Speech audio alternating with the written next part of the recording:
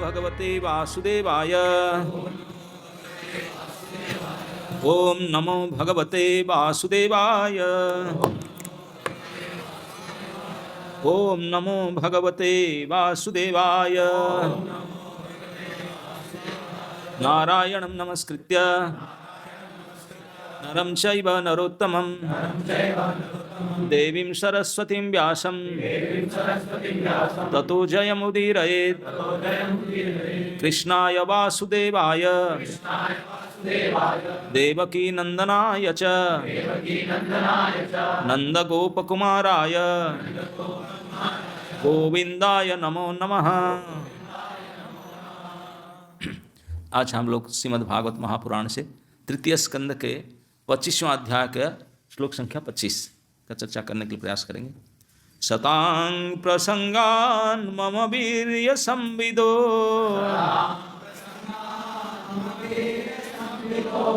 भवन्ति हृत्कर्णरसायन कथा। तज्जोषणादासु अपवर्गवर्त्मनि श्रद्धारतिर्भक्ति अनुक्रमिष्यति। सतां प्रसंगान् मम वीर्य संविदो भवन्ति हृत्कर्णरसायनः कथाः। तज्जोषणादासु अपवर्गवर्त्मनि श्रद्धारतिर्भक्ति अनुक्रमिष्यति।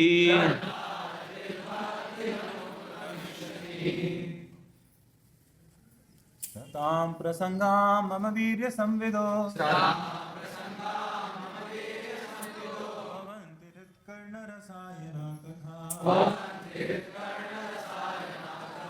तज्जोषणाश्वापवर्गवर्त्मनि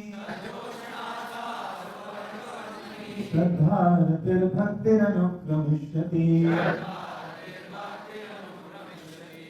शब्दार्थ सतां शुद्ध भक्तों की, प्रसंगात संगति से, मम मेरे, वीर्य अलौकिक कार्यों, संविदः चर्चा से, भवन्ति हो जाते हैं, हृत हृदय, कर्ण कान, रसायनः अच्छा लगने वाली, कथा कथाएं, तत् उसके, जोषणात् अनुशीलन से, आशु तुरंत, अपवर्ग मुख्य के, वर्तमनि मार्ग पर, श्रद्धा दृढ़ विश्वास, रति आकर्षण, भक्ति भक्ति अनुक्रमिष्यति क्रमश आएंगी।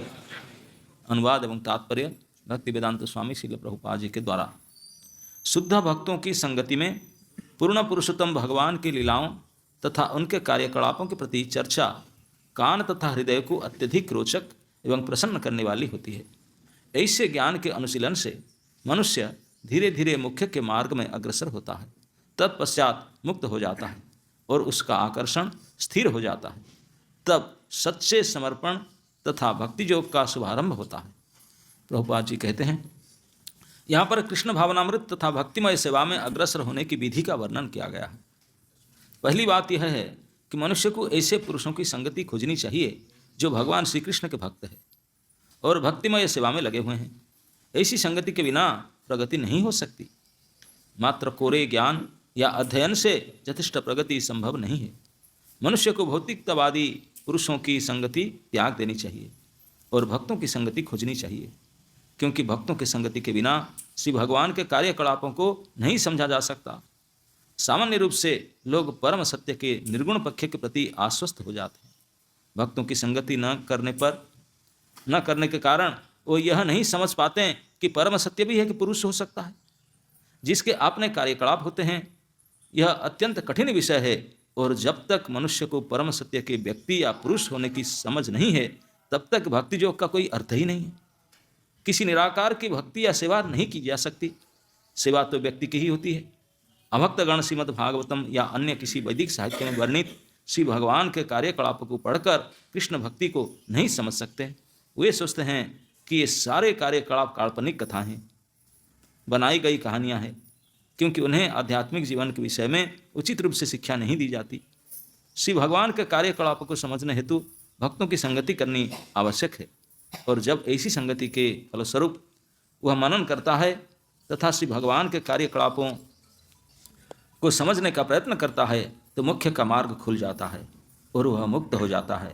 जिस व्यक्ति की पूर्ण पुरुषोत्तम भगवान में दृढ़ आस्था होती है वह स्थिर हो जाता है और भगवान तथा भक्तों की संगति के लिए उसका आकर्षण बढ़ जाता है। भक्तों की संगति का अर्थ है श्री भगवान की संगति। जो भक्त यह संगति करता है उसमें श्री भगवान की सेवा करने की चेतना जागृत होती है और फिर भक्ति योग की दिव्य पद में स्थित होकर वह धीरे धीरे पूर्ण हो जाता है। तो ये श्लोक साक्षात भगवान श्री कपिल देव के द्वारा कहा गया है। भगवान श्री कपिल देव किसको ये श्लोक कहते हैं? ना अपने मम्मी को, माताजी को कहते। पिताजी थे नहीं, सिस्टर दादी सब शादी कर लिए। जानते हैं ना उनके बारे में? भगवान कपिल के 7 दीदी थी ना 9 दीदी थी, 9 दीदियाँ थी। और पापा थे कर्दम ऋषि। उन्होंने जैसे बेटा पैदा हुआ पता था उनको बेटा भगवान है, उनको प्रणाम करके आरती उतार करके बोले मैं जाऊँ ना, हाँ जाओ। वो संन्यास लेके चले घर छोड़। तो बहनों का शादी हो चुका था, 9 बहनें थे, शादी हो चुका था, घर में कोई है नहीं। घर में अकेली माँ थी, एजेड हो चुकी थी। ये सबसे 10वां पुत्र है, 9 बेटी के बाद में 10वां बेटा हुआ। तो माँ देवहूति का जो उम्र हो चुका है, देवहूति पूछता है बेटा पति आपके संरक्षण में मुझे रोक करके चले गए तो आप मेरा उद्धार करोगे, कैसे मेरा उद्धार होगा? मैं जानता हूँ मेरे पति महान व्यक्ति थे, लेकिन मैं तो ये घर संसार में फंस गई, कुछ कर नहीं पाई, वो तो चले गए, मेरा क्या होगा? तो माँ को उद्धार करने के लिए उपदेश देते हुए उनके पुत्र भगवान श्री कपिल देव कहते माँ उद्धार तो केवल एक ही उपाय से हो सकता है, और कोई उपाय ही नहीं।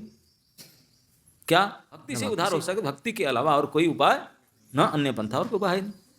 बोले बेटा भक्ति कहाँ से मिलेगा? ऑनलाइन में मिलेगा या कहीं जा करके मॉल में, कोई मार्केट में कहीं मिलेगा? बताओ। भगवान बोले मम्मा ऑर्डर देने पर भी नहीं मिलेगा, अमेजन से भी नहीं मिलेगा, और कोई ढूंढने पर नहीं मिलेगा, संसार में है नहीं। भक्ति कहाँ में? भगवान के पास ना, उनके पास भी नहीं। भक्ति तो भक्तों की चीज़ है, भक्तों के पास है, लेकिन उनको भी नहीं पता। वो ऐसे रहता है उनके पास में, जो भक्त हैं, सही भक्ति करते हैं, उनके पास भक्ति रहता है और उन्हीं से भक्ति प्राप्त हो सकता है। कैसे प्राप्त होगा भक्ति? तो भक्ति प्राप्ति के उपाय बताते हैं। सबसे पहले भक्तों की संगत से भक्तों के पास जाना पड़ेगा, तब भक्ति प्राप्त होगा। तो माँ ने पहले भक्त तो बता दो, किसको भक्त कहें? जो धोती कुर्ता तिलक चोटी कंठी बिड़ब्याग ये साइड लेकर घूम रहे, उनको बोले। तो इस 25 नंबर श्लोक से जो 4 श्लोक थे, 21, 22, 23, 24, ये 4 श्लोक में भक्तों की परिचय भगवान ने बताया कि इस लक्षण जिनका है वही है भक्त, उन्हीं की संगति, उन्हीं से भक्ति मिलेगा, वही है साधु। तो 4 श्लोक में साधुओं का, भक्तों का लक्षण को वर्णना करने के बाद में तब बताएंगे माँ इन इस लक्षण वाले जो भक्तों में बताया, उनके संगति से भक्ति मिलेगा, उनके संग करना पड़ेगा। न संग से कैसे मिल जाएगा? कैसे मिलेगा थोड़ा बता दो। संग तो मन उनके पास जाकर बैठने से नहीं मिलेगा, उनसे सुनने से मिलेगा। तब बताते हैं भक्तों से भक्ति की प्राप्ति करने का उपाय। भक्ति केवल भक्तों से ही प्राप्त हो सकता है और किससे नहीं। और भक्तों से कैसे भक्ति प्राप्त होता है, ये सीरियल करके डिटेल बताते हैं कि how you are getting pure devotion from it association of devotee. वो एसोसिएशन क्या है ना, संग करना पड़ेगा, संग प्रकृष्ट संग करना पड़ेगा। पहले कोई जाता है तो माला पकड़ा देते हैं, हरे कृष्ण करो, उसमें कुछ नहीं बनने वाला है। ये संग करो, कुछ दिन तक हरे कृष्ण जपो जपो जपो, फिर उसके बाद में और प्रकृष्ट संग करेगा। भागवत क्लास में सीरियसली बैठना, चर्चा में, सेमिनार अटेंड करना है ना, वो सब करना है। दूसरे फेज की संगति उसे बोलते हैं कि प्रकृष्ट संग। वो संग करोगे वो संग क्या है? बैठ कर हरिनाम नहीं, श्रवण। भक्तों के मुख से क्या श्रवण करना है? बोलते सतांग प्रसंगान मम वीर्य संविदो। मेरा संविद मतलब मेरे कथा, मेरा कथा कितने पोटेंट है, क्या खासियत है, क्या मजा है उसमें, सुनने से मन कितना भर जाता है। वाह, ऐसे है, ऐसे हो जाता है, ऐसे हो जाता है, ऐसे आनंद देने वाले, भय से बचाने वाले, भरोसा देने वाले, बिल्कुल पक्का कर देने वाले कि और कुछ नहीं, निडर कर देने वाले। इसी कहते हैं कि भगवान की अद्भुत विक्रम, परम विक्रम, भगवान की विशेषता की वर्णन करने वाले जो कथा, वो विशेषता तो भक्त ही जानते हैं। भक्त क्या जानते हैं? भक्त जानता ही नहीं है भगवान व्यक्ति है करके, वो क्या जानेगा? ऐसी अद्भुत कथा, भगवान की अद्भुत विक्रम वीर्यवान कथा जो भक्तों के मुख से सुनते हैं। सतांग प्रसंगान मम वीर्य संविदो, वो कथा आपके हृदय के लिए और आपके कान के लिए टनिक जैसा महसूस होता है। भवंती हृत कर्ण रसायन। हम लोग रसायन नाम सुनते, इलाहाबाद में अभी प्रभुपाद जी ने प्रयाग फार्मेसी किए थे, रसायन बहुत सर बना, हेल्थ टनिक है ना, स्वास्थ्य रसायन है ना, कई सब हेल्थ डाउन हो जाने से रसायन टनिक भी थे, टनिक।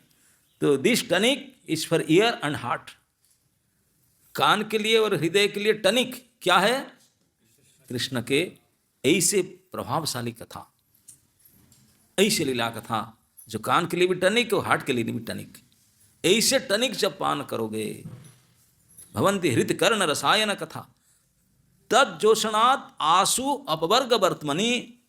उसके सेवन से, उनके अनुशीलन से, वही कथा को बारंबार अगर सेवन करोगे, सुनोगे, तो क्या होगा ना, आसु मतलब जल्दी, अपवर्ग वर्तमनि, वर्तमान मतलब रास्ता, अपवर्ग के रास्ता पर तुम्हारा चलना शुरू हो जाएगा। अपवर्ग के रास्ता, अपवर्ग के रास्ता पर चलोगे तो धीरे धीरे तीन चीज हो जाएगा, श्रद्धा, रतिर, भक्ति, अनुक्रमी शक्ति व नटरांदर। क्रम के अनुसार यही तीनों होगा। पहले श्रद्धा होगा, फिर रति होगा, फिर भक्ति होगा। इस प्रकार से शुद्ध भक्ति का प्राप्ति भक्तों की संगति से। संगति क्या संगति? उनको पकड़ कर बैठे नहीं, ऐसे संगति नहीं। संगति का केवल अर्थ है उनसे सुनना। क्या सुनना? न भगवान की परम अद्भुत कृपामयी, परम भरोसामंद, विश्वास दिलाने वाली कथा को सुनना। अब सुनते सुनते ही आपका मन, आपके कान, आपके हृदय, आपके इंद्रिया सारे नौछावर हो जाएंगे। तो वाह, अब तो मुझे पता नहीं चला, अभी पता चला कि माल इधर है, अभी तक इधर उधर भटक रहा था, पता नहीं क्या कर रहा था। ऐसे स्वतंत्र विचार से बहुत परिश्रम, आप पता चल गया खजाना, अब खजाना को लूटना। तो इस प्रकार से जैसे हमारा जैसे जैसे इस कथा के प्रति रति श्रद्धा बढ़ता है, जल्दी से जल्दी कथा सुनने मात्र से ही हृदय में विश्वास बढ़ता है। रियली ऐसा, वो ये विश्वास बढ़ता है, पोषण होता है। इसी बोलते हैं श्रद्धा। श्रद्धा शब्द का अर्थ है दृढ़ विश्वास। श्रद्धा शब्द का अर्थ भगवान स्वयं कहे, श्रद्धा शब्दे सुदृढ़ निश्चय कृष्ण भक्ति कैले। उसका मतलब समझना क्या है? प्यार तो बोल दिया, उसका मीनिंग क्या है? क्योंकि आप तो बंगाली तो है नहीं। उसका अर्थ है कि ये एक विश्वास हो जाना, परम विश्वास हो जाना, दृढ़ विश्वास हो जाना कि अगर मैं कृष्ण की सेवा करूं, परम भगवान श्री कृष्ण की सेवा करूं, तो मेरा सांसारिक, पारिवारिक, सामाजिक, परमार्थिक, व्यवहारिक और भी जितने जितने प्रकार की जो आवश्यकता, संपूर्ण रूप से, कंप्लीट रूप से सब पूरा हो जाएगा, कोई बाकी नहीं रहेगा। ये परम भरोसा कि मैं अगर कृष्ण के भजन करूं, मम्मी पापा का देखभाल हो जाएगा, पत्नी की देखभाल हो जाएगा, बच्चों का पढ़ाई लिखाई, कपड़ा लत्ता हो जाएगा, तुम्हारा पेट पाटना, रोटी कपड़ा मकान हो जाएगा, समाज में ये सब घर बेराद बंधु है उनका भी हो जाएगा। ये सब वाकई जो जो सोच सकता है आपने, जो जो प्रकार की आवश्यकता सोच सकता है, everything perfectly well taken care of. इस प्रकार के परम विश्वास हो जाना को कहते हैं श्रद्धा। जिनका ऐसा विश्वास हो गया पर इधर उधर भागे, भैया कहीं वेस्ट ऑफ टाइम, क्यों जाऊं इधर, यही बनेगा, इसी में सब कुछ होगा। और होता है। समय कम है, मैं केवल श्रद्धा के ऊपर, इस दृढ़ विश्वास के ऊपर एक कथा आपको सुनाना चाहता हूँ। अब बाकी रति और भक्ति तो फिर और 2 क्लास और चाहिए। केवल श्रद्धा। आप लोग एक नाम सुने होंगे, हमारे भागवत के एक परम आचार्य थे जिनका नाम था श्रीधर स्वामी, नाम सुने होंगे। भगवान श्री चैतन्य महाप्रभु उन्हीं की टीका को स्वीकार किए, और सारे बड़े बड़े मूल टीकाकार श्री स्वामी पाद है। श्री आचार्य वल्लभ ने उनका डायग्राम, उन्होंने शोधनी टीका लिखे। महाप्रभु देखा, बोले मैं तो उसको पढ़ूँ ना, उनके टीका से और बेटर है। बोला अच्छा, स्वामी से बेटर तो बेसिया है, मैं इसको पढ़ूंगा। जो स्वामी की नहीं मानता हो क्या होगा, वैसे ही होगा। अरे पत्ते पर गिड़गिड़ा।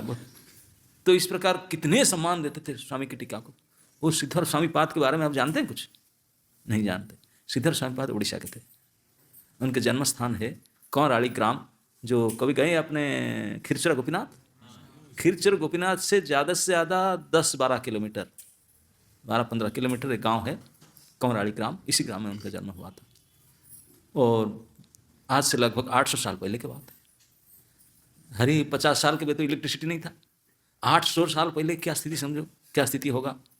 राजा के समय ब्रिटिश सब बहुत पहले की बात है। महाप्रभु से 300 साल पहले की बात है। वहाँ प्रकट हुए थे एक कुलीन ब्राह्मण परिवार में।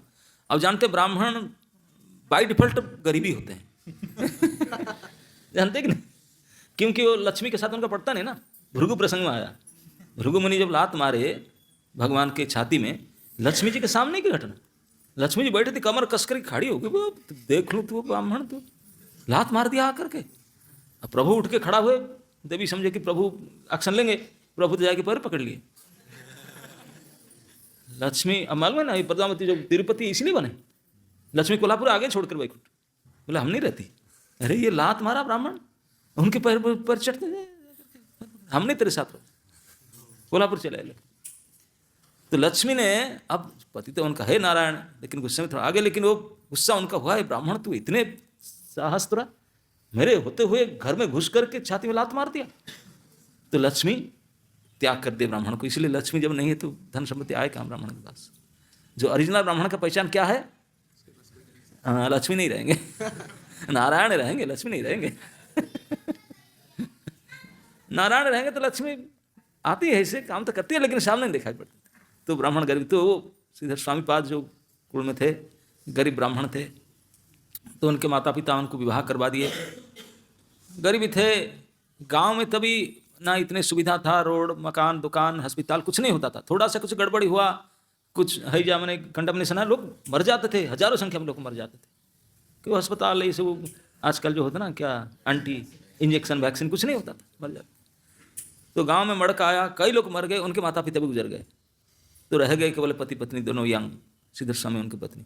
और श्रीधर स्वामी क्योंकि बड़े प्रतिभा संपन्न बालक थे, और प्रतिभा संपन्न, इतने विद्वान थे, प्रतितन्नमति, बचपन से पढ़ते थे। उनके पिताजी उनको हायर एजुकेशन देना था, लेकिन अब वहाँ के उनको शादी करके अब पढ़ते थे। उनका मंदिर में जो इसका अंदर सही ज्ञान है, वो सही ज्ञान फिर विनयता देता है और वैराग्य देता है।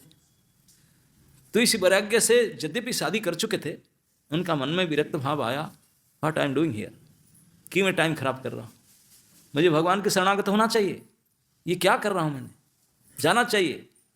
अब मन में बड़ा, जब जब शास्त्र अध्ययन करते मन में लगता है टाइम खराब कर रहा हूँ, इधर घर में रहकर क्या कर रहा हूँ।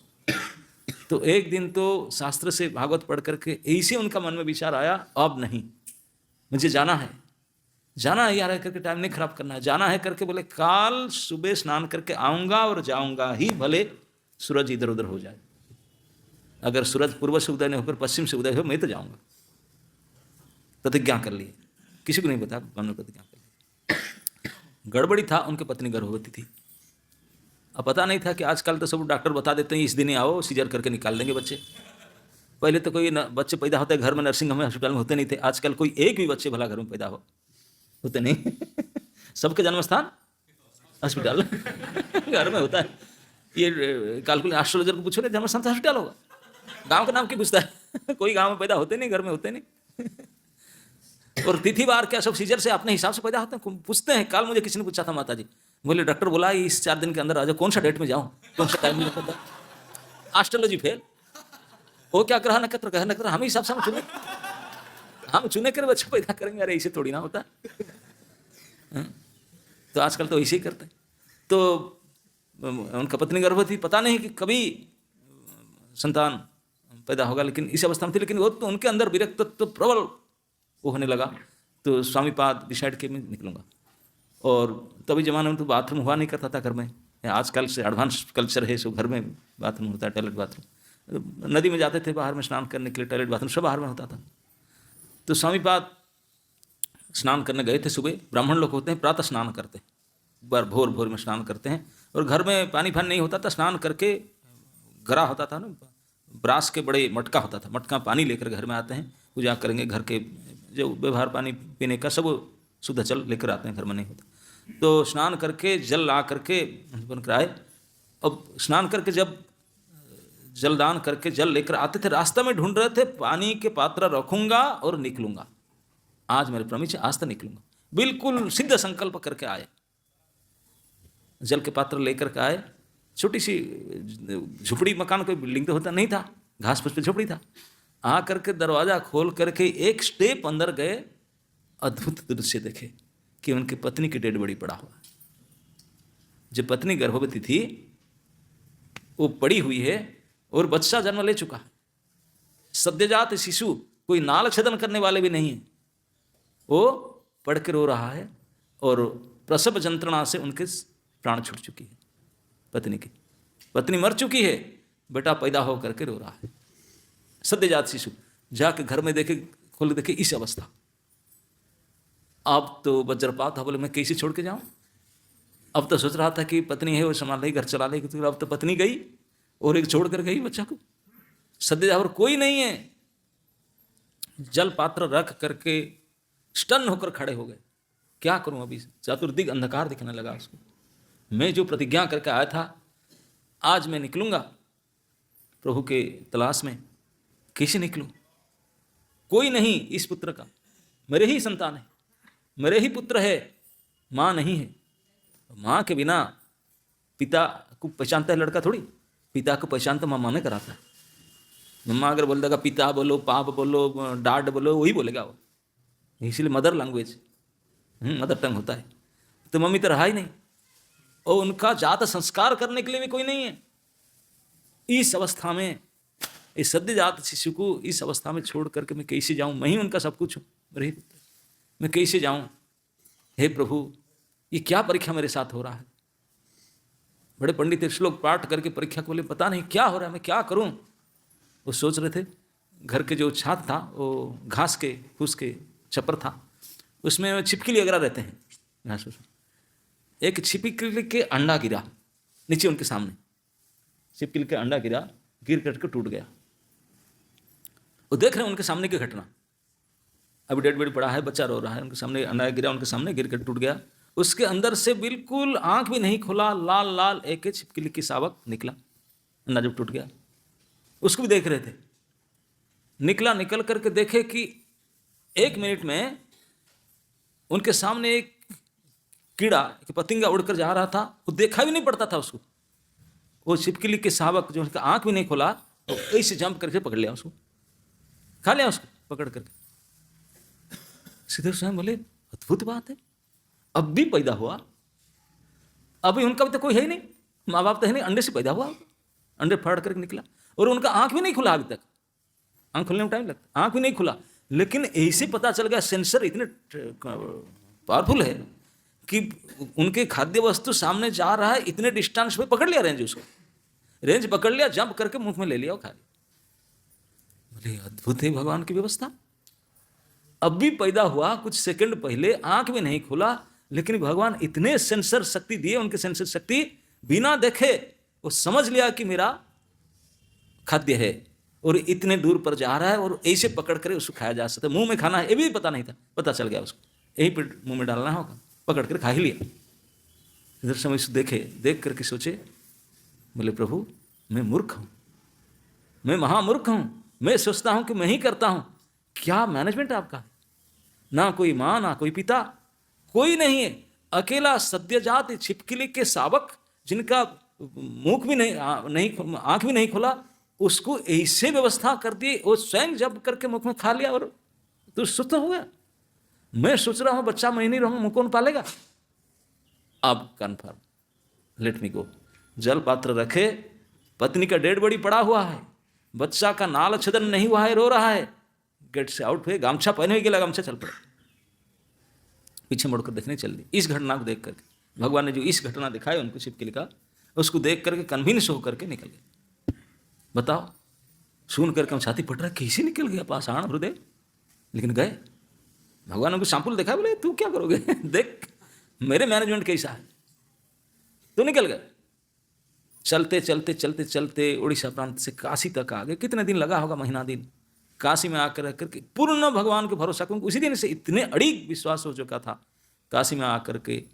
और भगवान नरसिंह देव के उपासक थे, क्योंकि विपत्ति से बचाना था। नरसिंह देव का उपासक बने, एक पक्का नरसिंह उपासक बने। आपने इष्ट देव नरसिंह को मानते थे।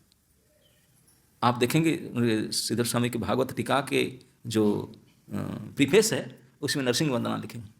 बाग ईसा जस्य वदने लक्ष्मी जस्य चवक्षसी जस्यास्ते हृदय संवित्तं नरसिंहम अहं भजे, ये उन्हीं की वंदना है। भागवत नरसिंह वंदना लिखते, क्योंकि वो उनके ही उपासक थे। पूर्ण भरोसा नरसिंह के ऊपर रख करके घर से आ गए थे। आकर के वहाँ प्रकांड विद्वान बने। ऐसे कहा जाता है कि भले व्यास समझे ना समझे, राजा समझे ना समझे, लेकिन नरसिंह की कृपा से स्वामी जी समझ गए, श्रीधर जी समझ गए भागवत के अर्थ। बाकी को समझ में आए ना, मैं पता नहीं। तो वो स्वामीपाद अब लगभग 35-40 साल के बाद, जब उनके भागवत का टीका लिख चुके थे, और उनके कई और पंडित थे टीका लिखे थे, उनके टीका को कोई मान्यता नहीं देते थे, बेचारे ऐसे थे। तो जब लेकर गए ऋषि बड़ी माधव बनारस में, बनारस बिंदु माधव है, तो उनका पास पंडित जो लेकर गए, बोले देखते हैं, सब टीका को लेकर रख दिए और बोले कि हम छोड़ के कल सुबह जाएंगे, भगवान चुन करके किसी के टीका के ऊपर रखते हैं। कई टीका सब रखे थे, भगवान बिंदु माधव ने सबसे नीचे उसी के रखे थे। उनका कोई फॉलोअर नहीं थे, पार्टी नहीं थी। उनके टीका को निकाल सबसे ऊपर रख दिए, अप्रमाणित हो गया। भगवान बोले कि यही सबसे श्रेष्ठ है। तो खंडमंडल विख्यात हो गया उनका नाम, कि नृसिंह जी की कृपा से सब उसका होता था। तो एक 35-40 साल गए, नहीं तो फोन तो था ही नहीं, समय तो कोई नहीं, ना पोस्टल डिपार्टमेंट था, ना फोन था, कुछ नहीं था। तो मन किया एक बार जगन्नाथ दर्शन, क्योंकि उड़ीसा के प्राणनाथ तो जगन्नाथ ही होते हैं। मेरे एक बार मर जाऊंगा, तो इतने दिन हो गया, बीत गया, अब गंगा तट पर रहा, अभी महोदधी तट में एक बार चकानयन के दर्शन करूं। चकानयन के दर्शन के व्याकुलता हुआ, वो उन्हीं का ही डोरी लगा, वही खिंचाव आया वहाँ से। तो मन किया कि जाऊं, तो काशी त्याग करके पैदल में चले, चल करके जा करके पहुँचे 40 साल के बाद में। अब पहुँच करके प्रकांड पंडित, तब तो भारतवर्ष में उनका नाम माना जाता है कि टीकाकार, भगवान ने उनके टीका को स्वीकार किया। अब सब जगह में उनका डेंडोरा बच चुका है। वहाँ तो पुरी में तो दिग्विजयी पंडितों का सेवा रहता है, सार्वभौम से बड़े बड़े पंडित, क्योंकि वहाँ ऑल इंडिया कंटेस्ट में जो सिलेक्शन किया जाता है ना, जगन्नाथ जी के हेड प्रीस्ट कौन होगा, ऑल इंडिया बेसिस कंट्रैक्ट होता है पंडितों के, तब सिलेक्शन होता है। तो श्रीधर स्वामीपाद गए थे, तो वहाँ जगन्नाथ जी के दर्शन के प्रसाद पाए। तो वहाँ तभी जमाने में पंडित का सभा हुआ करता था प्राय जगह। आजकल जैसे नाना प्रकार इवेंट होता, तब ये इवेंट नहीं था। बड़े बड़े कंपटीशन होता, जैसे आज ये खेल होता, ये खेल सब, वो कोई खेल फेल होता था तो पंडितों में खेल होता है। शतावधानी, अष्टावधानी, सब सुने होंगे। 8 पंडित बैठेंगे, उनके एक पंडित उनके बीच में रहेगा, चारों 8 क्वेश्चन करेंगे, वो सबको आंसर करेगा। अगर इंटरव्यू सक्सेस होगा तो उसे टाइटल मिलेगा अष्टावधानी। 100 पंडित बैठेंगे, 100 क्वेश्चन करेंगे, और 100 क्वेश्चन को याद करके एक एक करके सब संतुष्ट करेगा, तब शतावधानी टाइटल मिलेगा। ऐसे ऐसे होता थे सब टाइटल। तो श्रीधर स्वामी शतावधानी थे। एक काशी में 100 पंडितों को शांत कर देते। शतावधानी पंडित तो जहाँ जाते हैं तो लोग पूछते हैं उनको, शतावधानी ऐसा साधारण कोई होते नहीं। तो जो गए थे वहाँ राज पंडित से वहाँ के प्रणाम किए, सब सम्मान किए। शतावधानी स्वामी जी पाद आए हैं, तो राजभवन में लेकर गए बड़े सम्मान के साथ। राजभवन में देखे एक राज पंडित बैठा हुआ, राज पंडित के साथ परिचय हुआ, और वो राज पंडित ऐसे विद्वता से कर रहा था प्रवचन, बैठ करके सुने। वो तो गेस्ट थे और ये राज पंडित था, अपॉइंटेड राज पंडित। तो उनको देख करके सुने स्वामी पाद ने, भगवान नरसिंह देव की कृपा से उनको तो शास्त्र ज्ञान परिचय था। बोले इतने बड़े धीशक्ति पंडित, ऐसे बड़े पंडित, राजा के पता लगा, बोले राजा का बेटा है। राजा का बेटा क्षत्रिय कुल में ऐसे बड़े धुरंधर पंडित हो सकता है? मुझे समझ में नहीं आता, ऐसा धुरंधर विद्वता। थोड़ा और पता लगा, बोले सही में राजा का बेटा, हम तो सभी जानते हैं राजा का बेटा है, पंडित है। बोले मेरे मन नहीं मानता, रिसर्च किए उसी बारे में, पता लगाए, बोले राजा का ओरिजिनल बेटा नहीं, राजा के पुष्य पुत्र है, राजा के पालित पुत्र है, राजा उसको अपना बेटा करके पाला लालन कर किया। कहाँ से उठाया? राजा वृद्ध हो चुके थे, बिल्कुल वृद्ध हो चुके थे। उनके जो बेटा था वो राजा बन चुका था, वो राजा वृद्ध हो चुके थे, और उनके भाई के रूप में माना जाता था ये पंडित। जब उनके पास पूछे, जाकर पता चला आज से 40 साल पहले हम गए थे युद्ध विजय में, वहाँ वापस आ रहे थे, एक गांव से लोग हल्ला करने लगे, गाली दे रहे थे, कोई ब्राह्मण छोड़ के चला गया, अपनी पत्नी मर गया, लड़का छोड़ कर चला गया, हाहाकार गांव में 50-10 रो रहे थे गांव वाले। इस रास्ते में राजा जा रहे थे, तो आकर राजा को बोले कि इसी अवस्था है, बच्चा मर जाएगा, कोई है ही नहीं। तो फिर राजा ने बोला ठीक है, अपने सर्वेंट को बोला, अपने धाई अपॉइंटमेंट किया, बोले जी उठा कर लाओ, उनके लालन पालन करो।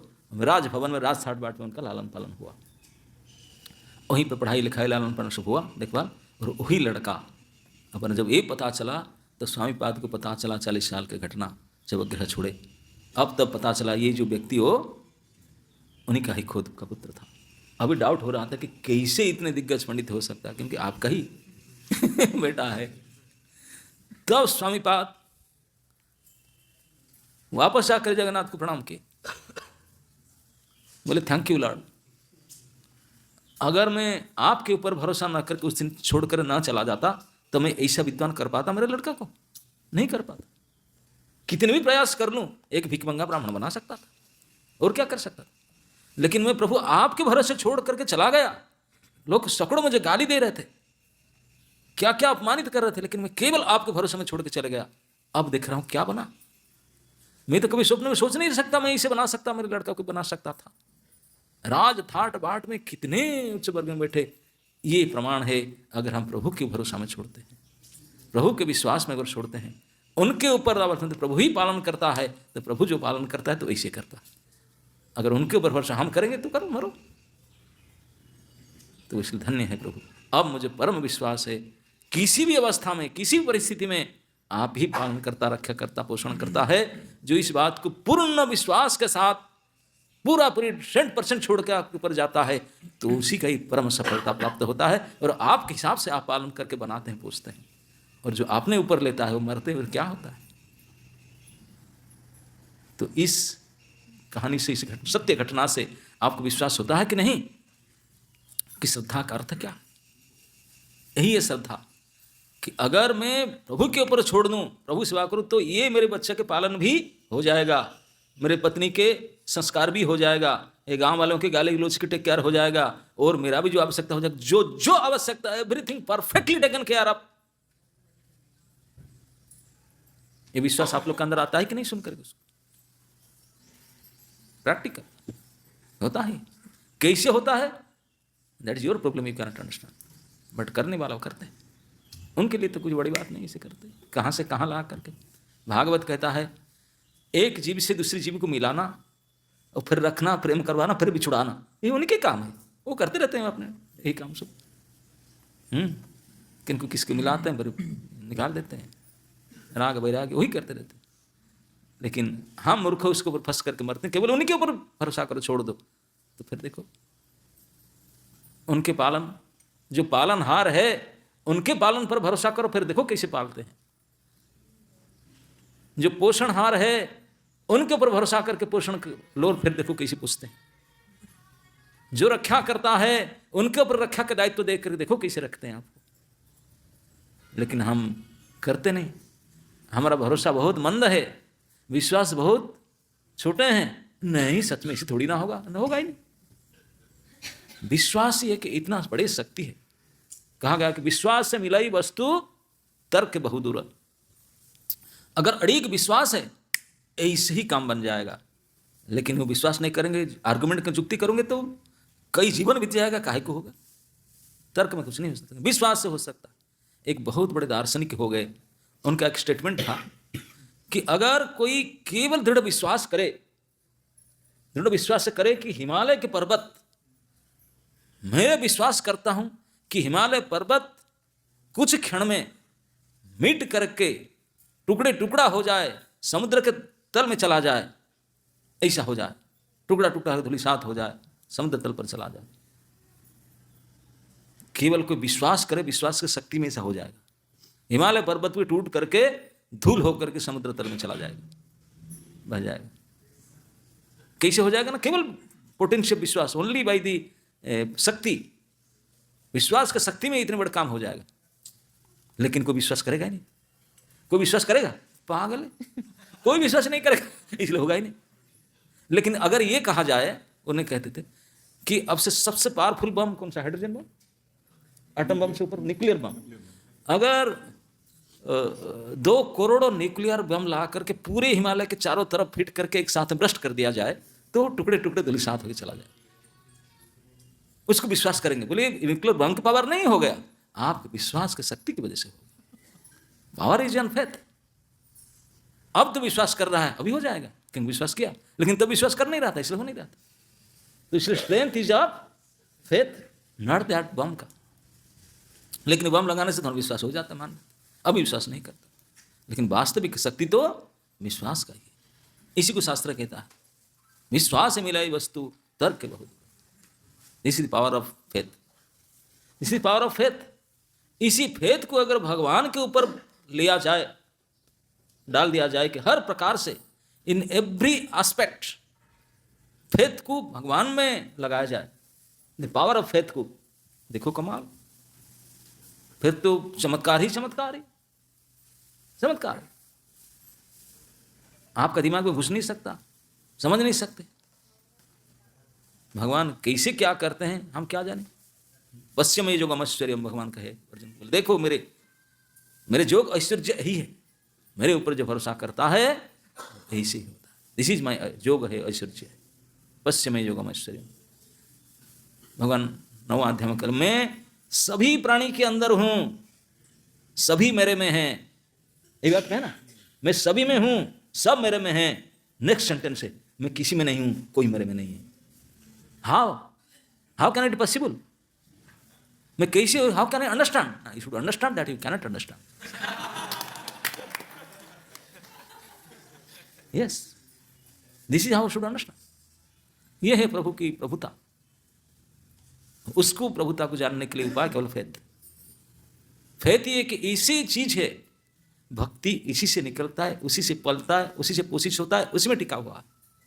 श्रद्धावान जन है भक्ति अधिकारी, उत्तम मध्यम कनिष्ठ भक्त श्रद्धा अनुसारी। आज पर the degree of faith somebody can be